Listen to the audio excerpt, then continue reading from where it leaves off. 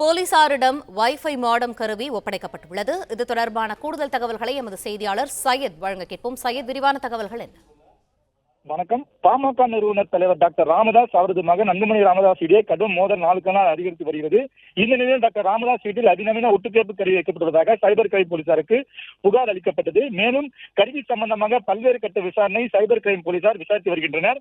Doctor Ramadoss இல்லத்தில் உள்ள CCTV wifi modem, தொலைபேசி ஆகியவை ஒட்டுக்கேட்டுள்ளதாகவும் அதை கடந்த சில வருடங்களுக்கு முன்பு சென்னையை சேர்ந்த ஒரு நிறுவனம் சசிகுமார் என்பவர் ராமதாஸ் இல்லத்தில் பொறுத்திருந்தார். அவர் மூலமாக டாக்டர் ராமதாஸ் இல்லத்தில் உள்ள தொலைபேசி, சிசிடிவி, வைஃபை ஆகியவை ஹேக் செய்யப்பட்டுள்ளது.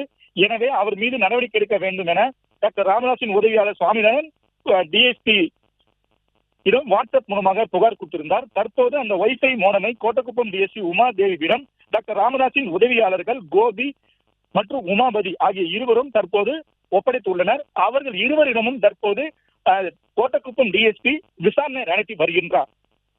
பிளே ஸ்டோர் மற்றும் ஆப் ஸ்டோரில் இருந்து பாலிமர் செயலியை QR கோடு மூலம் பதிவிறக்கம் செய்யுங்கள்.